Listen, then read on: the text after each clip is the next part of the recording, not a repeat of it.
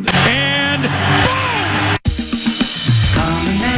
Common man, no show prep, no solid plan. Spins a yarn, every can's a tale. The esoteric approach won't fail. Tune in, it's time for Common Man. Common man, charms the housewives like no one can. What'd you shoot? Where'd we play? Non-stop nonsense on deck today. Tune in, it's time for Common Man. Why should anybody aspire to be a common man, an average man? Do you realize what it means to be average? That means you're the best of the lousiest, and the lousiest of the best. Now, if we demand more and more for producing less and less, while the have-not nations encourage and inspire and indeed require hard work and maximum effort, if we deify the common men while they encourage and reward the uncommon ones, well, the end result of such a lopsided race as that is too obvious to require elaboration. I mean, it's like, hello?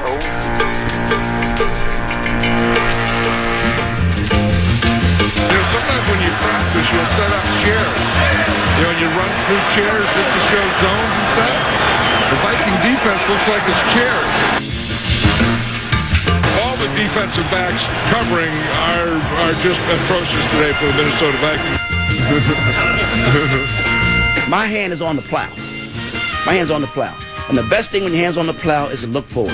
And so I'm looking forward. I think when Red comes in, any question you have about where the Vikings are going, that's his job. From now on, I think it's up to them.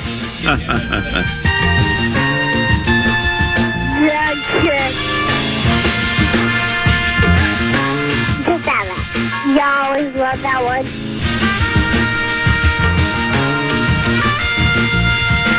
Second and 5, Thunder from the Little Giants 34. Jimmy calling out the signal, takes the snap at the toss right to Deuce, and Deuce is getting to the second level. Stiff arms one defender, spins around another. Somebody tries to grab his flag, but he can't because Deuce is wrapped it around the strap. Defensive backs running out of the way, and Deuce is gone. Touchdown, Thunder. And Deuce hits his chest twice and points to the sky as he scores his 4th touchdown of the season.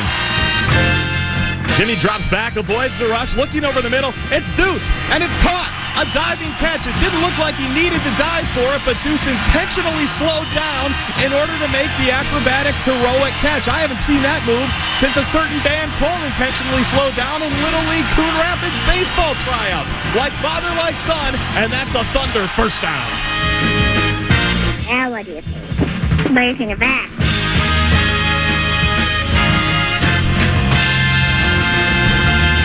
This is not Detroit, man. This is the Super Bowl. You're breaking up, Bob. You're breaking up. He's the clown from Brown. He's the 4th in the North. This is the Common Man, Dan Cole.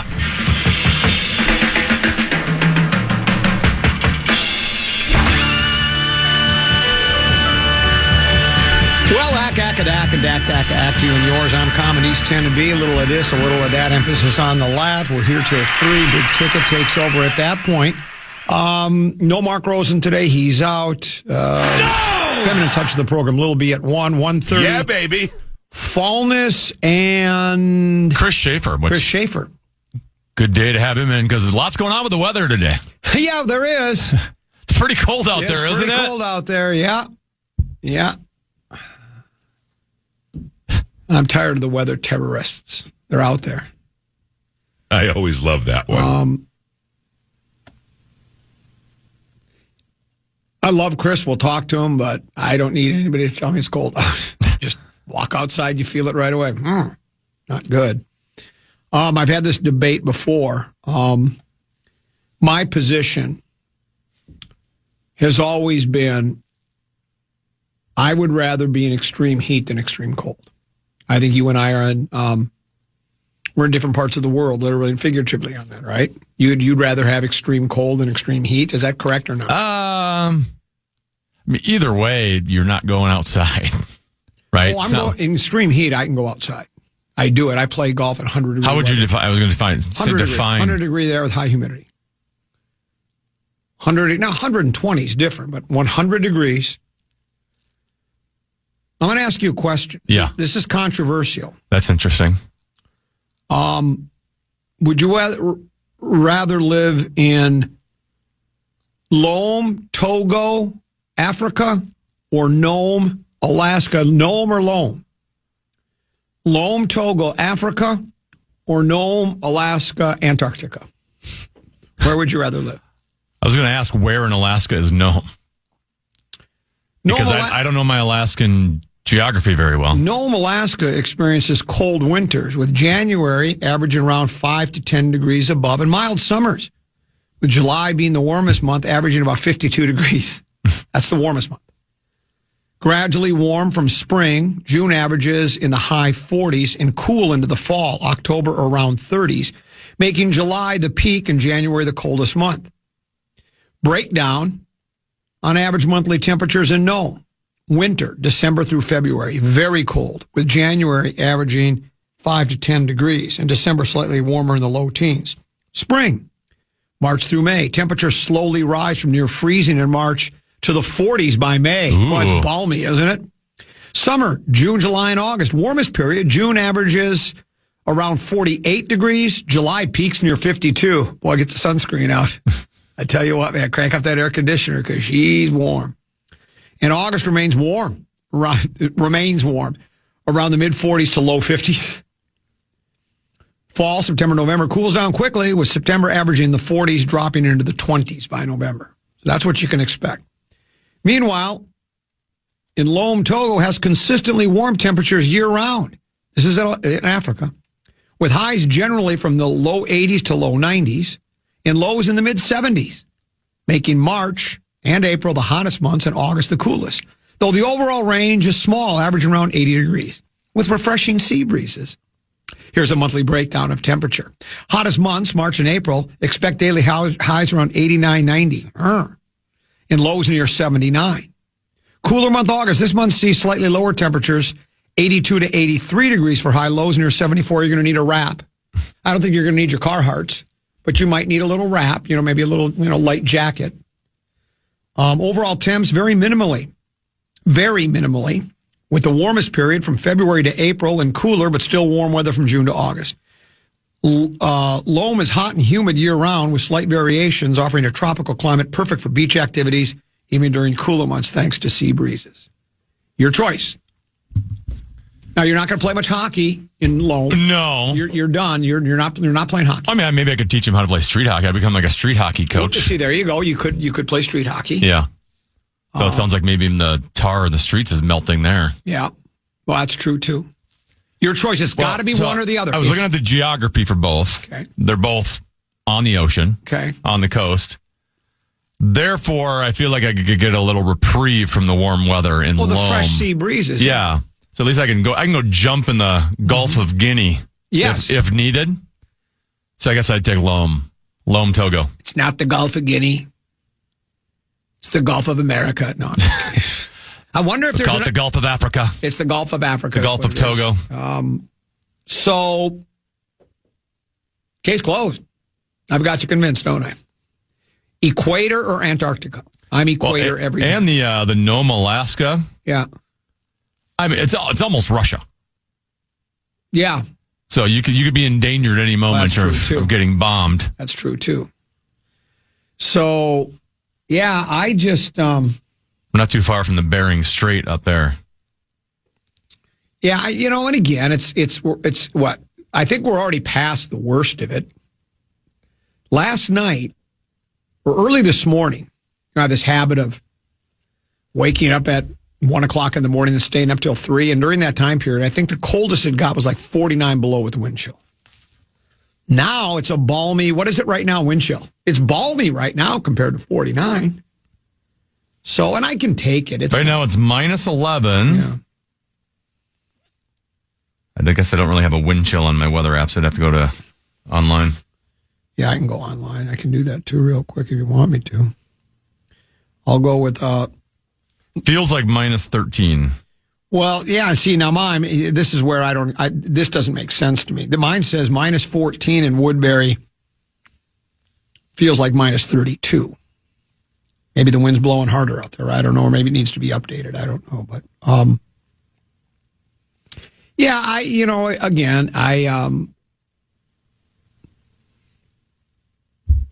I'm not as fascinated with the weather as a lot of other people. I'm not. But I don't like this. I don't care. That's makes us hardy Minnesotans and all that. Nobody likes this. No, there are people that will try to claim they do. They do not. And look, I've lived here most of my life. We moved to Minneapolis, St. Paul when I was in 1962. Then I left in 1981 to take a job in Great Falls, Montana, was there for a year. Lived in Ottumwa, Iowa for about 2 months. Then lived in Kemmer, Wyoming from 83 to fall of 83 to May of 87. And then for a 7-month period from May to December, I was in Huntsville, Texas. Then went back to Kemmer for a year, then came back here. So you total all those up, let's just say 10 years. I'm what, 6, 7 now? 50 plus years, 55, 56, 57 years I've lived in Minnesota. So I'm used to it. I can deal with it. But the equator or Antarctica, I take the equator over Antarctica every single time. Let's do a program poll. Your choice. Lome or Rome or Nome? I think it's actually Lome, but it just sounds better to say Lome. Lome, Togo, or Rome? Well, how about this, Tenneby? You can even make it. How about this? Let's make it even a little more realistic. Fargo or Key Largo? You have to live in one or the other year round. I always love that. Year round. Can't leave. Fargo or Key Largo? Just call me Bertie Higgins. We had it all. We had it all. Just like Bogey and Bacall. You familiar with the song? Feel like I am through your singing. Yeah. Yeah, I'm probably not carrying the right tune. Bertie Higgins, he had one hit. That was it. It was called Key Largo. I don't think they've made a song about Fargo, have they? Did a movie about it. They did. You're right. Yeah. That's even bigger. Tenneby, Fargo or Key Largo? Do you need time to think about it? No, I'll go Key Largo. No offense to the people listening to Fargo, because I know we're big up there. Yeah, we are big up there. And I do like Fargo. Fargo Country Club, wonderful golf course. So is Oxbow. We're still planning a Flop, Sweat, and Tears tour show this March. Oh, boy. Or April up in Fargo. We're doing a show. They said we'd never work. The Eagles Club in Rochester. Go to commonmanbook.com. No books for sale anymore, but tickets for the show. That's January 31st. Larry Mandela Guy, Common Man, and Meat Sauce. We'll see you there. Ticket sales are brisk. Tenneby's got a keyword before we do Peek at the Purple other side of the break. The fan wants to give you a shot to win bonus bucks with our national cash contest. Enter the keyword friend at KFAN.com now for your shot at winning. The keyword is friend. Enter now at KFAN.com.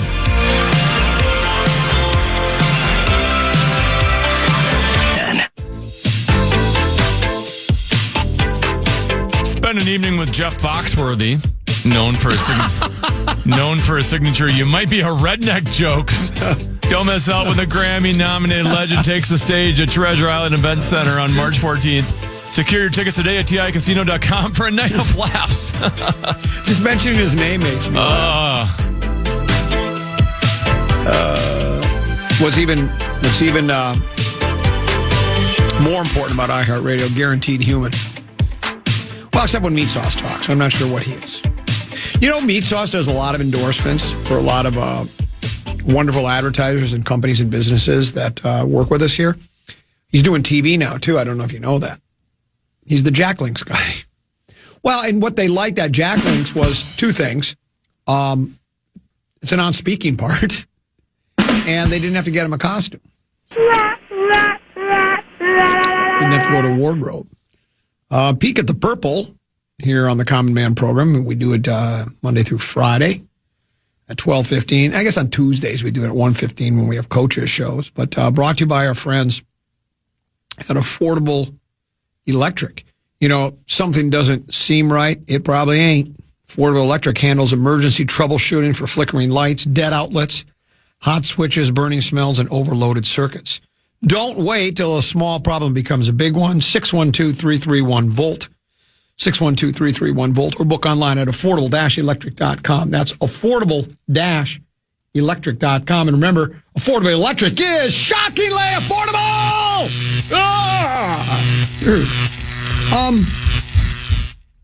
So Alec Lewis, he was on with Paul Allen during the last hour. I don't know if he was there the entire hour, but I know certainly last segment. I enjoy my short. They're very brief conversations generally with Alec Lewis, but he works for The Athletic. He's as plugged in as anybody else, and he wrote a piece. I was just looking at it. This was it appeared sometime yesterday. I saw it last night when I got home about 10:30. And the story's talking about the Vikings, and he's doing some free agent predictions. Who stays, who goes, where will they need help? He believes Eric Wilson will re-sign. The Vikings are going to do everything they can. He will have other suitors, though, tend to be. You look at this, it says, only once in his career had he played more than 50% of his team's defensive snaps, but Flores trusted him enough to play him 90% of the time. He generated 22 quick pressures, the most of any Vikings defender. I don't even know what that means. He did a really good job. He came into his own, but Lewis predicts the Vikings will find a way to sign him. He does think that Harrison Smith will stay retired. Or that he's going to retire. Okay. That's what he believes. He says Smith's contract will be voided in March, as has been in the case in the last few offseason. The potential Hall of Famer will turn 37. There's no denying that he ended the 2025 season like a send-off. However, a return shouldn't be ruled out. But his prediction is he thinks Harrison Smith is gone. The Wilson thing, I agree with him, don't you? I think they will find a way to sign him. And unless he's blown away by somebody else who's in love with him and gives him a much better offer, right? You would think he would. As long as they're competitive financially, you would think he would even have some loyalty the other way of, hey, this place gave me an opportunity to play. I'm comfortable. I've had my most success under this defensive coordinator. Long term, it's probably best to stay here as long as the money is comparable. Do you think Smith retires, or do you think he plays another year? What would be your prediction? He didn't really do a whole lot until that. He had the one really great game at the end, and he got the send-off, but it's not like I was like, man, Harrison Smith is still playing. I didn't think he was bad, but I don't think, man, he's still playing at an elite level. I mean, he was almost gone a year ago. Right. The only way he stays is if he's absolutely convinced this team has a chance to win, and at this very moment on January 23rd, how would you believe that? There would have to be some major moves made in the offseason, right? You go out and you make a trade for Joe Burrow or Lamar Jackson to maybe get him to pique his interest. But as long as it's kind of the same core coming back, I don't know why he would come back. Jalen Naylor. No, even like Lieber was asked about this during the season with him. And he would always kind of reference, well, maybe Harrison Smith just doesn't start the season. And then you play 8-9 weeks. And if you got a chance to win a big game, then maybe he comes out of retirement and goes, yeah, I'll come join now, second half of the season, like that kind of thing, like wait and see. A Phil Rivers kind of a thing. Sure. Different because Phil came back because of an injury to somebody, but he came back. Remember when Mike Morris was offered by Billick? Look, you come and long snap for me in Baltimore. You don't have to show up until Friday, and after the game Sunday, you can go back home. And Morris turned him down, and they went on to win a big game. He would have had a ring. Got to think that's one of And now Phil Rivers is interviewing for the Buffalo Bills head coach position. Think about this. Let's say he gets the job, and all of a sudden, let's say Josh Allen struggles early in the season. Does he say, Josh, you're on the bench, I'm now the number one quarterback? I bet in the olden days, you had player coaches, right? Yeah. That hasn't been done probably in how long? It's never been done in my lifetime. This could be the first one. If he gets the coaching job, he could say, I'm going to be the backup quarterback, too. I mean, the last one was Reggie Dunlop on the Charleston Chiefs. Was that it? Are you doing a bit, or yeah, it's a movie. Oh, okay. I'm sorry. Yeah, Slapshot. He's the player coach. Gotcha. Jalen Naylor. He played in all 17 games, and he only dropped one pass. Naylor knows all the positions in Coach Kevin O'Connell's complex offensive system. stout enough to stick his face in the fan as a run blocker. In the 4 years, Kwesi has been making draft picks. Naylor is his best late-round success story. Other teams see his value, and he's expected to have a sizable market, especially among teams in the NFC. The Vikings didn't broach the subject of an extension through the offseason. Prediction, he departs via free agency. Ooh. How do you feel about Naylor? Do you Meh. I mean, so you don't know. I mean, you wouldn't like bend over backwards. He's fine. He's a replaceable wide receiver 3. Okay. You can find comparable players to Jalen Naylor out there at cheap and put him in here. Now, do they know the complicated offense though, like he does? I think the more interesting one might be Jordan Addison, because this is the year you have to pay him. I already saw there rumors of San Francisco wanting to inquire about him. Yep. And for a team that probably has to cut some salary, they might not be able to afford to give him the raise he so richly deserves. And then you got all the off-the-field issues. So, right. Curious to see what they do with him. They think, and just some other names, Chandler departing via free agency. Okuda, like he says, would be a nice depth piece, but he's probably going to depart via free agency. C.J. Ham probably will retire. He thinks Fabian Moreau, who he says wily veteran, who Flores trusted, but the prediction by Alec is that he will depart via free agency. They think Ryan Wright, the punter, will resign, and so will the long snapper. Carson Wentz will be gone. And is it School or Schooley? A School, right? Who, when they brought him in, he was actually pretty good for Tampa Bay, but he didn't play particularly well for us. And they think he'll leave via free agency. So again, these are just predictions. You never know how they go. But I do think of the names there on that list, Eric Wilson's probably the most important. Would you agree? I guess place kicker too. I mean punter. Yeah, it's nice to have a really good punter. He was really good. His numbers were some of the best in the league this year. So, but we'll see how it goes. That's Peek at the Purple, brought to you by our friends at Affordable Electric. For all of your electrical needs, affordable-electric.com. It's going to be. Let's talk a little basketball and hockey. Sure.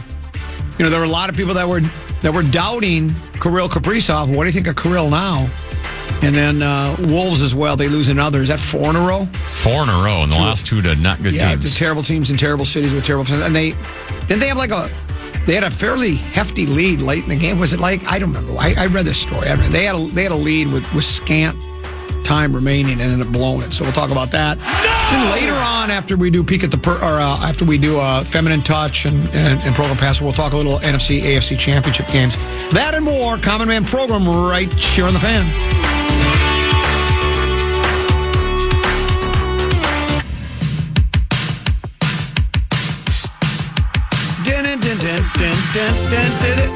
Never miss your chance to know what the latest sports news is in town, chances to win tickets, and knowing what's going on with all your favorite KFAN shows. Follow KFAN 1003 on all of our social channels like Instagram, TikTok, and X now.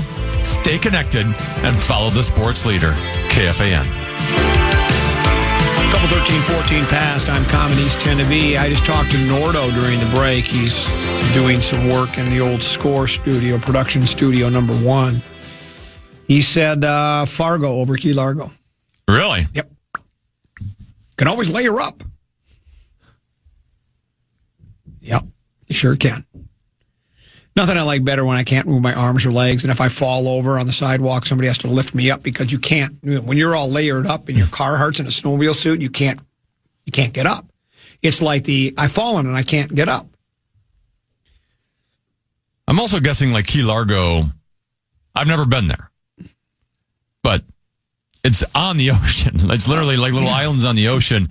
I'm guessing it doesn't get like extreme heat there. Like it's just going to be 80, 85 every single day. Even if it does, who cares? Would you stepped on a pop top, had to cruise my way back home. 77 right now in Key Largo. Oh. Well, they're getting down in the 60s later next week. What's the humidity level like? 78%. I don't know what that means, but I think that's I think that's nice. 78% humidity. 78% humidity means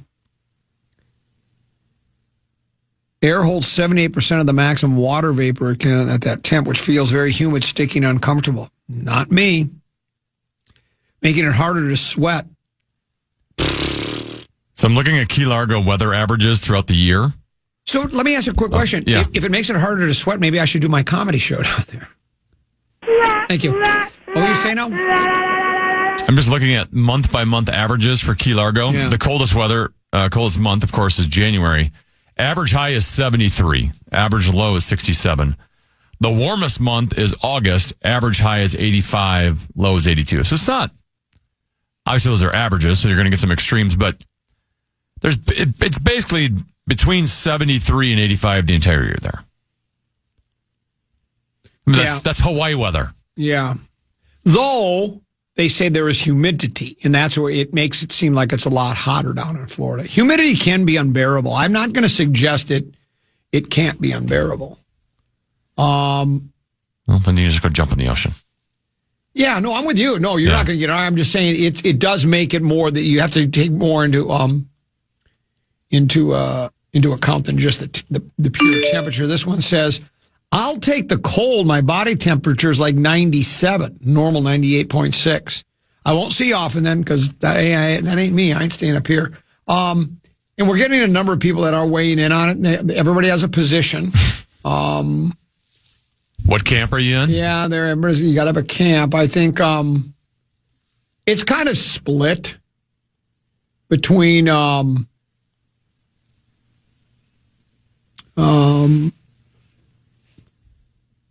this one says, how about Minnesota's own Key Largo on Lake Shettick by Slayton? Nah, that's not going to be. That's not me. It doesn't do a lot for me. You're wild. Why don't we do a fan Ruber-related trip? First, we'll go to Fargo, then we'll go to Key Largo. Why don't you host a trip to Fargo? And I'll host the one down to Key Largo. Can you golf in Key Largo? They got any good golf courses? Yeah, of course they do. It's where the beautiful people live. Your Wild Club, Kaprizov. He was in a scoring slump a little bit, right? Wasn't goal scoring. He was still producing points.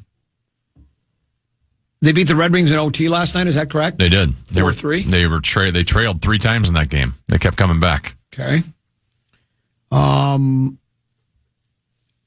So, your thoughts? Anything change your thoughts? I mean, Kirill specifically, he looked pretty good last night, and he was putting up points. He was getting assists, but you could tell he wasn't the same. He sets the bar so high that when he's not reaching it, people start to panic a little bit. But also, he has enough equity where we should not be panicking over a couple week stretch where he's not lighting the lamp as much as he used to. I mean, one, he's healthy. That's a good thing. But you could tell maybe it was getting to him a little bit because when he scored that first goal last night, it was almost like a sense of relief is what his body language showed to me. And frankly, he didn't even get that good of a shot on it. It just kind of trickled through the legs. But he also had 2 posts last night, and I think he had 10 shot attempts. And then the one in overtime where initially, the Wild get possession to begin overtime, and Kaprizov kind of got taken down behind his own net. It looked like a trip. Ref doesn't call anything, and you can tell Kaprizov's bitter about it. Okay. And then 15 seconds later, it's almost like it just motivated him. like Kirill got angry for a little bit. They go down the other way, and he basically kind of went 1-on-3. He went right between the middle of the 3 of them, and great shot, upper corner on Talbot to score. So they are still lacking a little bit of depth. It was nice to have Eriksson Ek back last night, but still no Boldy. They're still a little bit of a one-line team when not healthy. Mm-hmm. But that line was going last night. Kaprizov and Zuccarello were both good. Quinn Hughes, good again. We'll talk about him in a second. But I think good for the psychology of Kaprizov to get that game behind him where he scored the 2 goals, had a couple other big-time chances. He could have had 4 or 5 last night.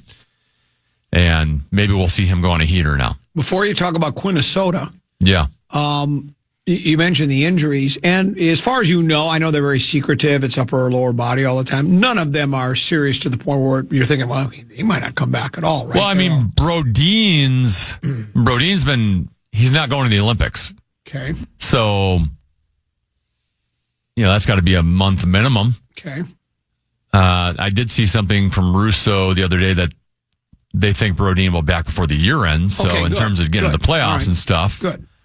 But Boldy, it sounded like maybe he was skating the other day on his own or something like that, and he hasn't been ruled out of the Olympics. So it's good to get Eriksson Ek back last night. There's a big difference when he's not in the lineup.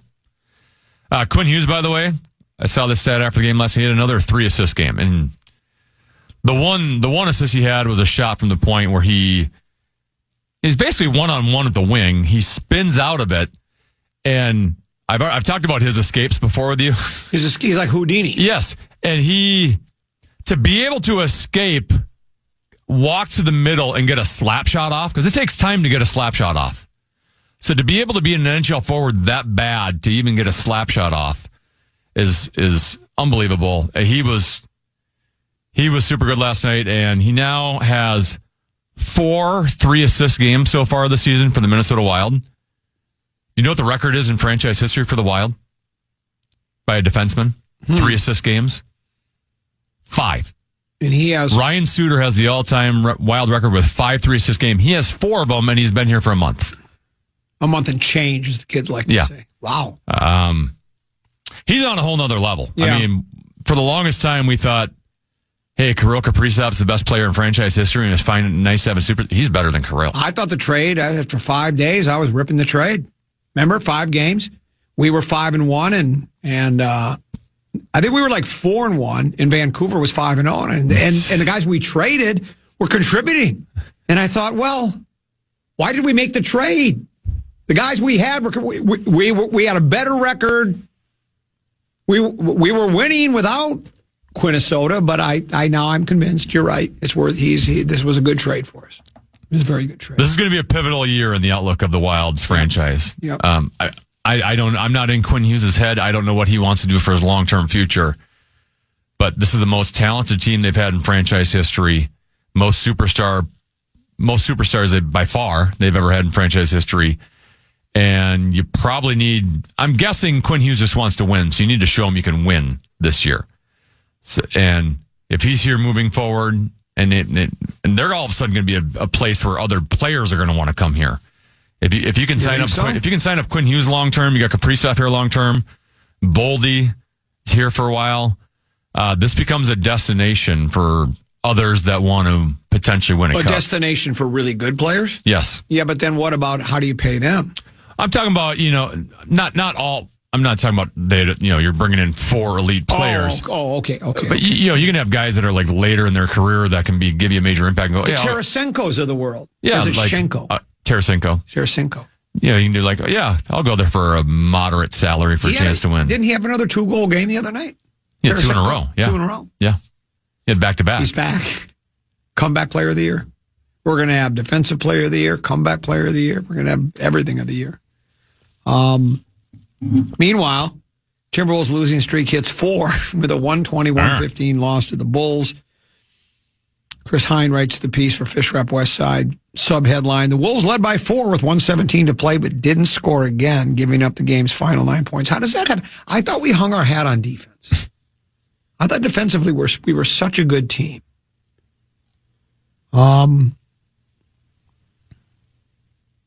Loss marked the first time all season the Wolves have lost 4 consecutive games. The past 2 against struggling opponents they should defeat in Utah and Chicago. Here's what Julius Randle said. One of these quotes. I just love this. We got in this together. We just have to get it out of it together. It's going to take a lot of effort, a lot of focus, a pickup of intensity. I know typically this time of year guys are peeking at the calendar and looking for the break. I'm tired. We've played, how many games have they played? 40, about half the schedule? Sure. Is it even that? Man, I'm really tired. I really need a break. It's really hard playing hoops 3 or 4 days a week. But we have to find a way to finish strong and win games that we're supposed to win. They've played 45. 45. Edwards took some of the blame. Ant does this a lot. After a while, that's great. But when are we going to do something about it then? He writes, or he says, if I play halfway like myself tonight, we win the game, so I don't really blame nobody but myself. Chris Finch says we got to get back to playing defense. We have no defensive personality right now. We got to get back to winning the point of attack. This is what we've been talking about. This is where they're peeking at the calendar. They know they're going to be in the playoffs. I just don't want to work that hard on defense. They just don't. And that's okay, I guess. I just have to deal with it. Because remember, with either winner or sports club, I'm just kind of waiting for postseason. They'll both make postseason play. I don't think there's any question about that. It would take monumental collapses or major injuries to key players to not make postseason play for both the Wild and the Wolves. So I'll just wait. As long as that's what they're waiting for, especially with the Wolves, they're just waiting for postseason. I guess that's what I'll wait for as well. Ant did say that he picked up 2 fouls in the first 3.5 minutes of the game. He said, I thought it was going to be a pretty good night until I got my second foul. Then that kind of messed everything up.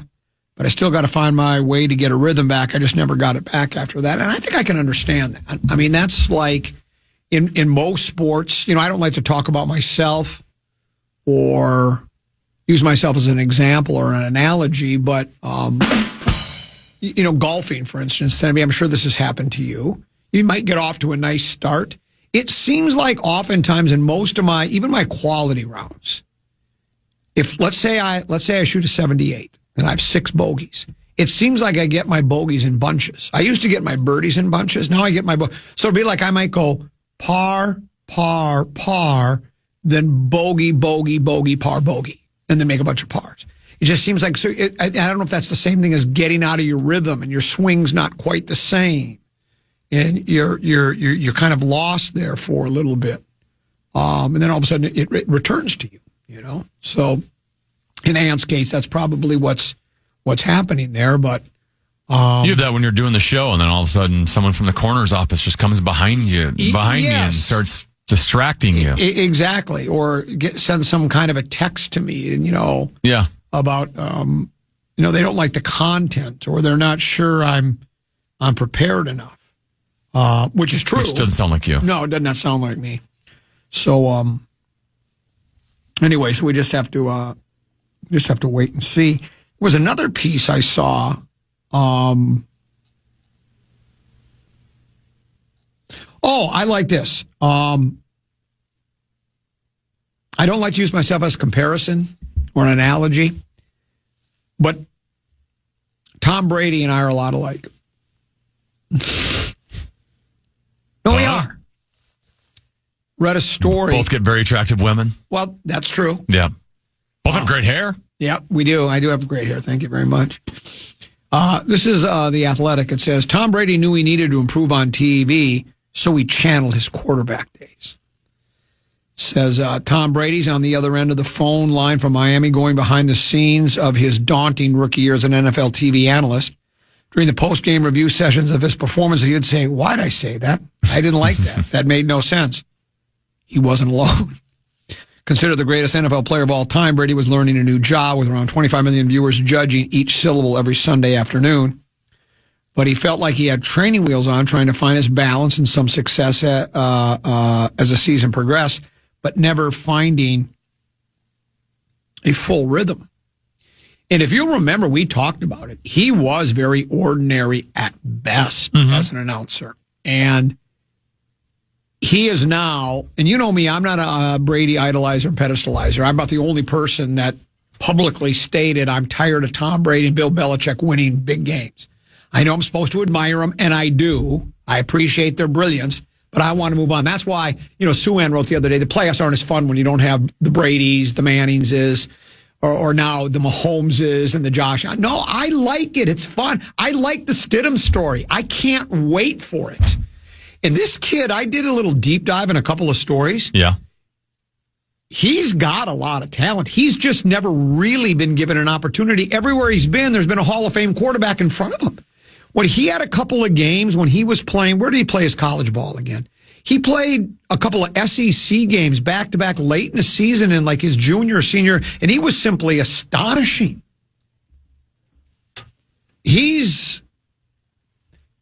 I think, and again, that college is different from like college for Auburn following the stint with Baylor. He's actually, we'll talk about him during that last segment because we're going to talk about the NFC AFC playoffs. But I think Brady now, for the longest time, my favorite of all the analysts was Greg Olson. I loved Greg Olson. I was a little annoyed. I mean, I get it. You're the network. Who do we want?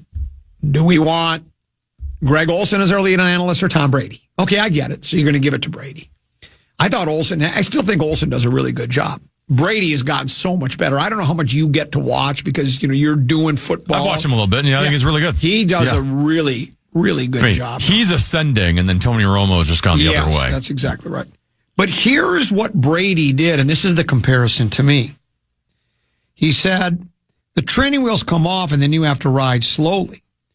Says, I used to say all the stuff I prepared I could read from start to finish in a 3-hour broadcast, and I wouldn't get through all the information. So then what he did was he goes, I started to transition this year into let me be more of how I did it as a quarterback, because that's really where my comfort level is, as opposed to let me try to prepare as a broadcaster. And the reason I make the comparison to myself, I've told this story on the radio before. When I first started here, it was the capable Carl Allen and I, my broadcast cohort from Forest Lake. He told me one day, he goes, have you ever heard of KFAN? This is back in 1993. I never heard of it. Listen to it. I listened to Chad Burrell. I come back. I say, well, you and I can do that. We put a tape together. We sent it to the fan. We get hired part-time weekends. We would show up. You're going to think I'm making this up. We'd show up 3 hours before our show and prep. Huh?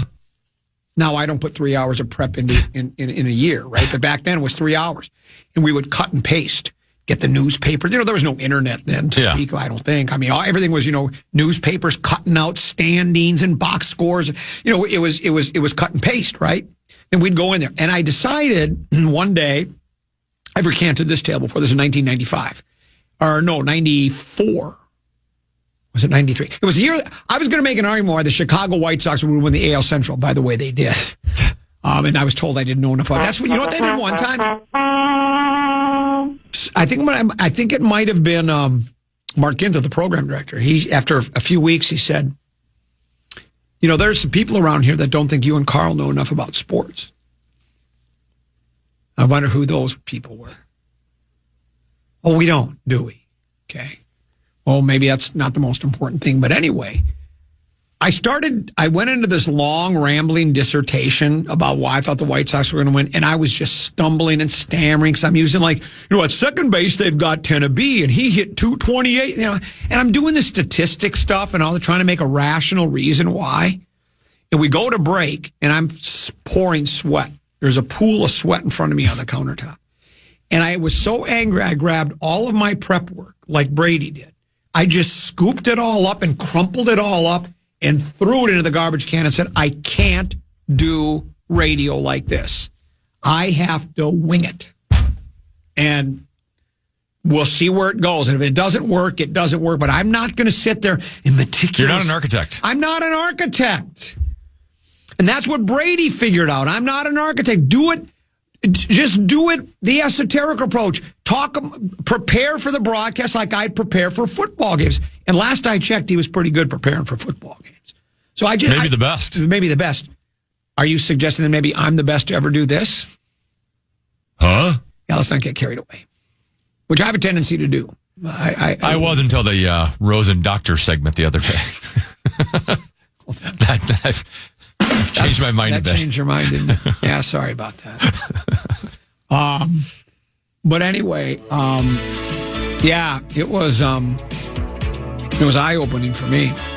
I just can't do it like that, And Brady, he's the best now. I don't think there's any question. And I do enjoy, had a good sense of humor. He's had the wine, the women, and the song. He's had it all, so he's doing a nice job. And I will say, he was immediately given the number one team. Yes. Right? Like, they kind of moved Greg Olson down. They did, Greg Olson had done a good job. Now they seem a little bit vindicated with that. Yes, they do. Because It wasn't the right decision in the short term, but in the long term, it was. Yeah, because he's worthy of the number one. Yeah, card. well, and as I just said, I like Greg Olson as a commentator. I think he does a really good job. You know, a lot. Greg Olson and I are a lot like we don't make it about ourselves. That was hard to even say with a straight face. I'm really sorry. We'll take a break. We'll come back. Lil B, feminine touch of the program. She's next here on The Fan.